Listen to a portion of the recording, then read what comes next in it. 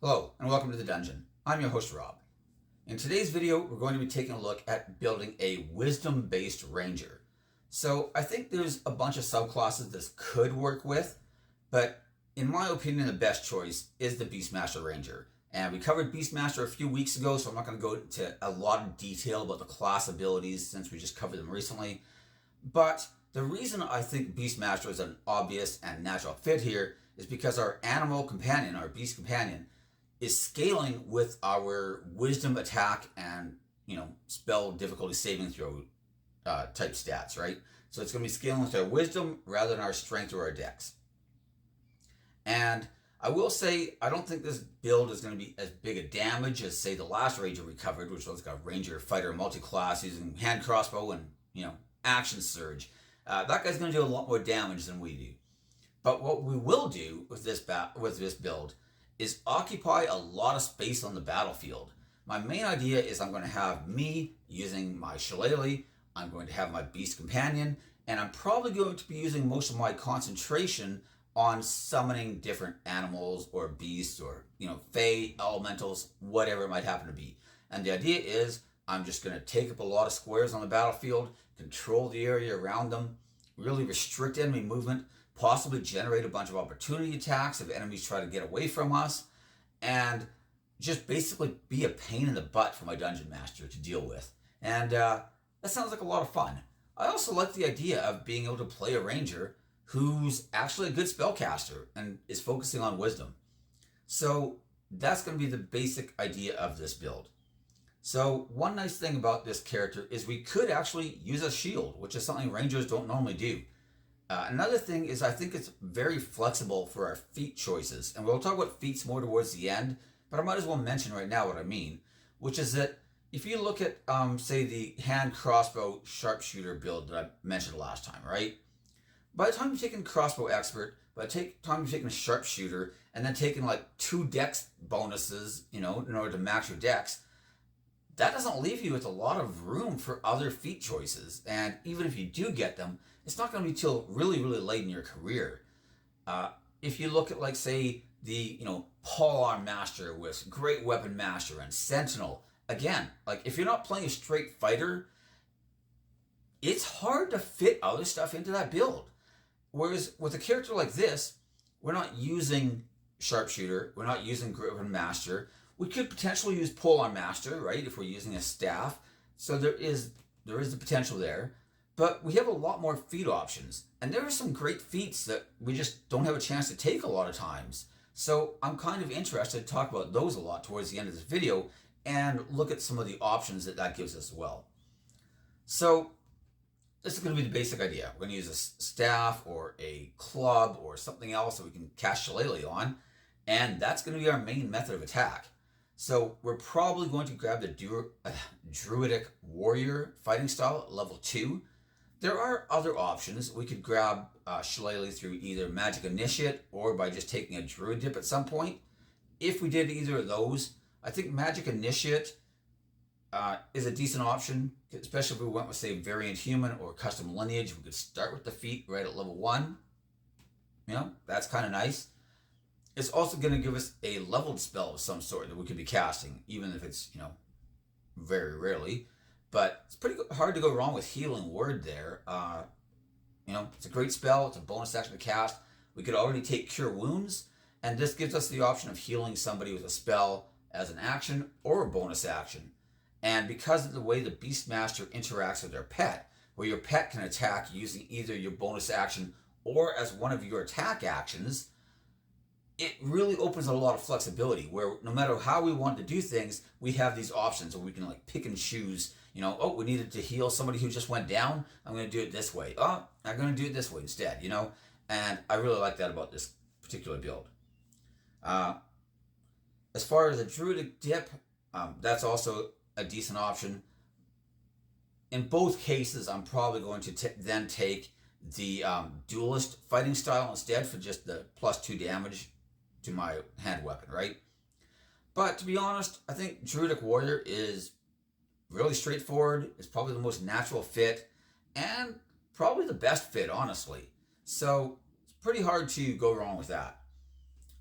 For my other cantrip, I'm probably choosing guidance. Shillelagh is pretty much set in stone, let's be honest, right? We're making a wisdom build, so attacking with Shillelagh just makes a lot of sense, right? Uh, but guidance is one of the best cantrips in the game. I mean, it's that or minor illusion probably, and I actually lean towards guidance a lot of times. So, you know, in my opinion, it's one of the best.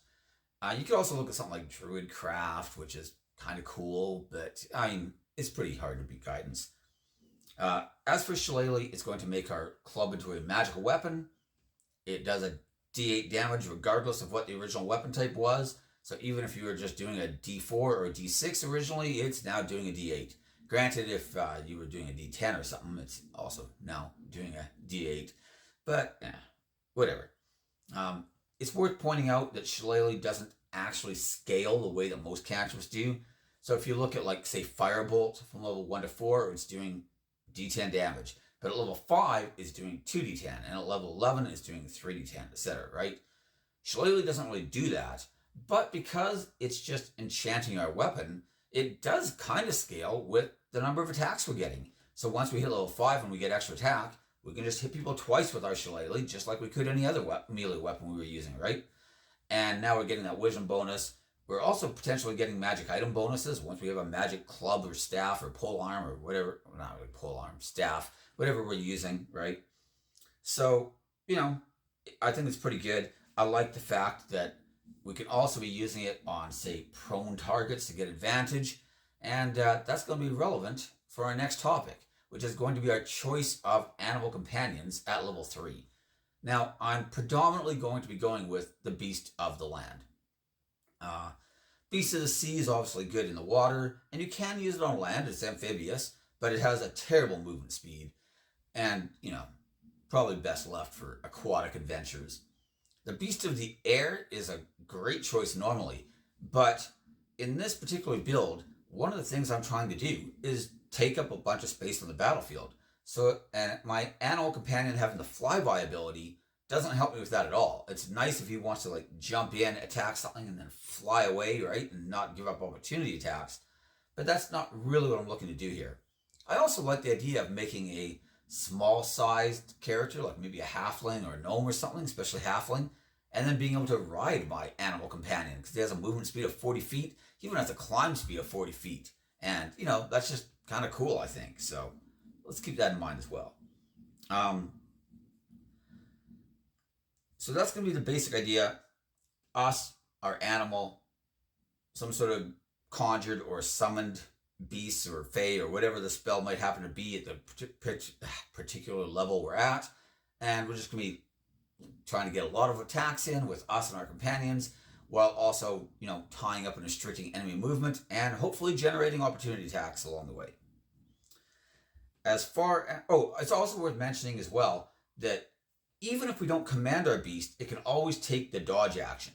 And this is worth pointing out because Shillelagh actually takes a bonus action to cast, and it only lasts a minute. It's not going to be one of these spells where we have it constantly on all day, every day, probably, right? I mean, technically, you could just recast it every minute, I guess, whether you're in combat or not. Your DM might get tired of that, though. But either way, if I'm looking to cast Shillelagh in the first round, and then maybe attack with it, or maybe have my beast attack, it's nice that I can have these kind of options where I can sort of switch back and forth, right?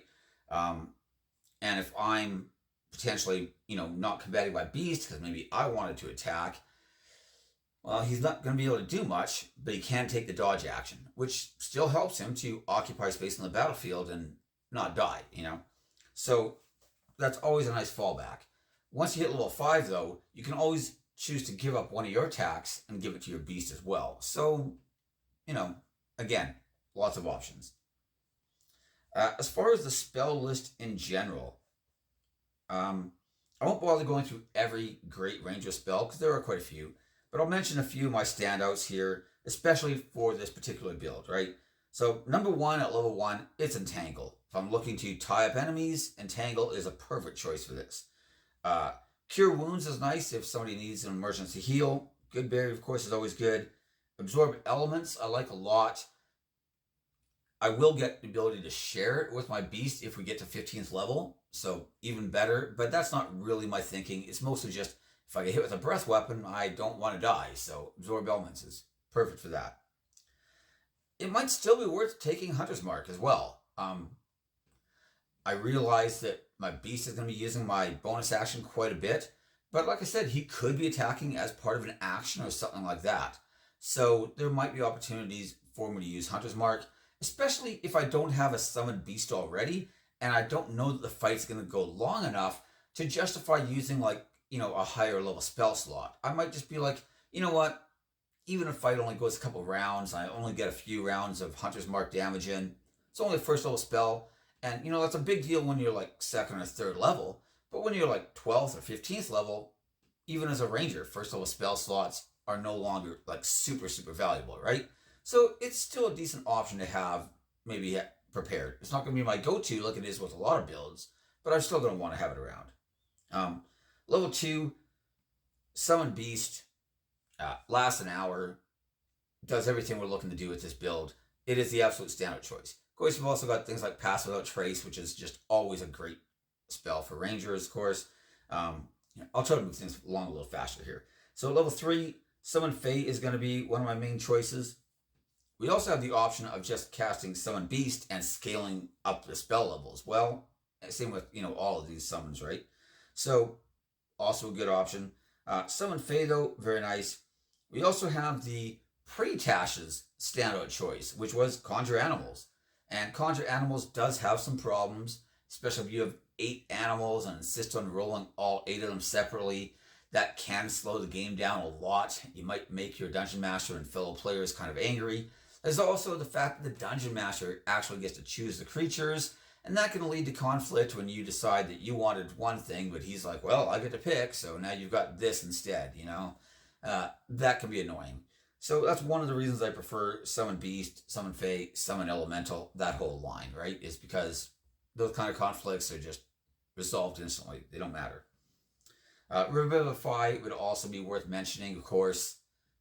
Hopefully you never need it, but if nobody else in the party has it, you probably should. Level 4, again, Summon Elemental I've already mentioned. Conjure Woodland Beings has a lot of the same problems that, Conjure Animals had, but still a great spell, definitely worth mentioning. Guardian of Nature, I don't hate this choice, I just don't think it's as good as some of the others here. Level 5, unfortunately, the only summon spell that we would have gotten from Tash's would have been Summon Celestial, but Rangers don't get it. It's Paladin and Cleric only. So we're probably going with Steel Wind Strike would be my number 1 pick. Also a great spell. Hard to go wrong with that. So that kind of covers some of our spell choices. The main core of the build is just going to be straight Beastmaster. We might want to multi-class into, like, say, Cleric or Druid or something along those lines as well. If we're going with a high Wisdom, having better casting and better spells makes a lot of sense for me, right?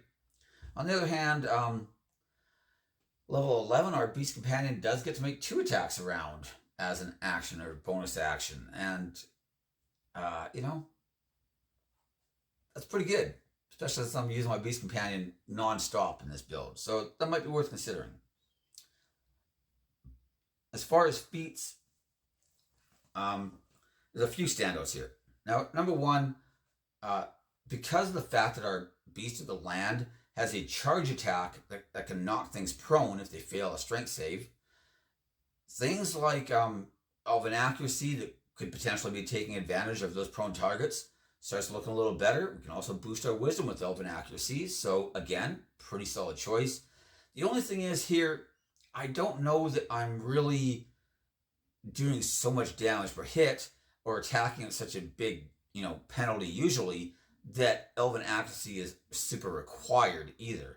I like the feat a lot on things like, say, an archery build where I'm going to be using Sharpshooter and I'm taking that minus to hit penalty. I like it a lot on, say, like a Paladin Warlock or something where I'm using Charisma to attack with, and maybe I'm using a great weapon potentially, right? And again, I'm trying to overcome that minus from Great Weapon Mastery. Because we're just making basic melee attacks with our Shillelagh, there's no huge incentive to pull me towards having super advantage, but we can probably get advantage quite often through our beast.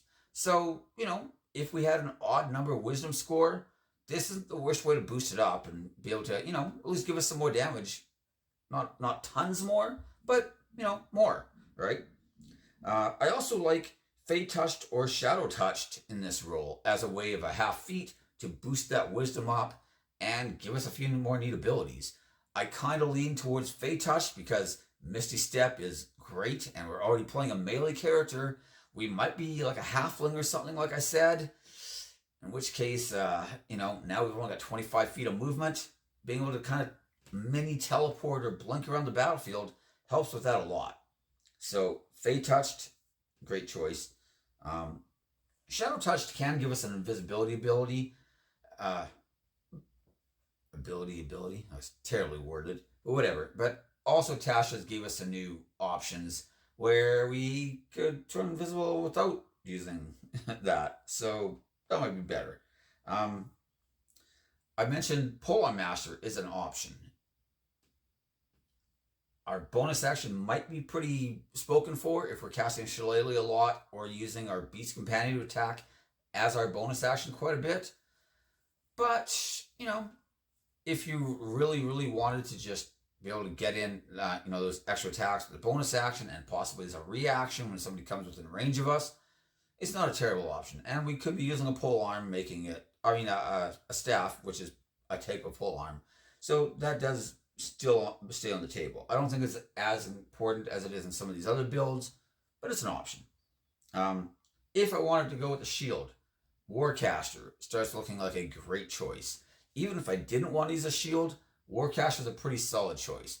Because if I'm going to be on those front lines a lot, and I'm concentrating on summoning all these animals and beasts to help my party, I really don't want to lose concentration on those.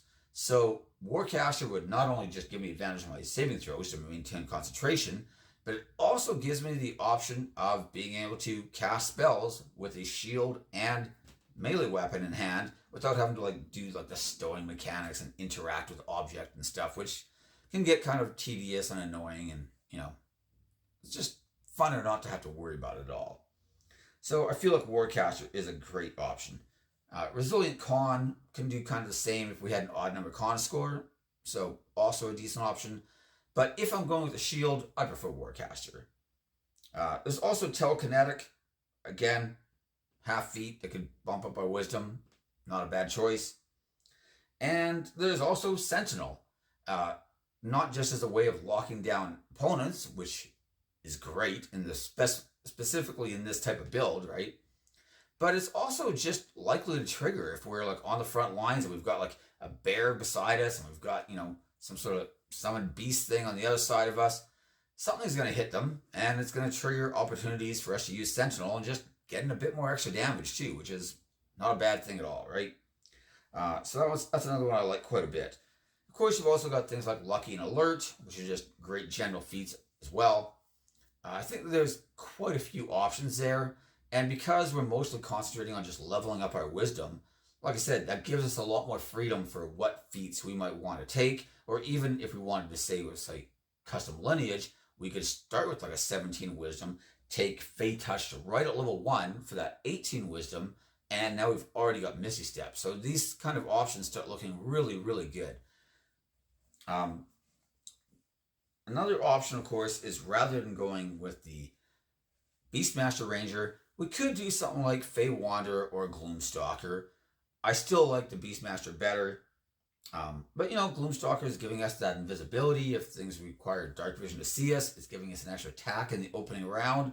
Never bad abilities for us to have. It's also giving us dark vision, or if we didn't have it, or increasing our dark vision if we did have it. Gloomstalker is just great. We already know that. Fey Wanderer, though, giving us a bit of psychic damage. It's not using a bonus action or an action, so that's kind of nice. I like that. And at level 11, we can also cast the spell Summon Fey without using concentration.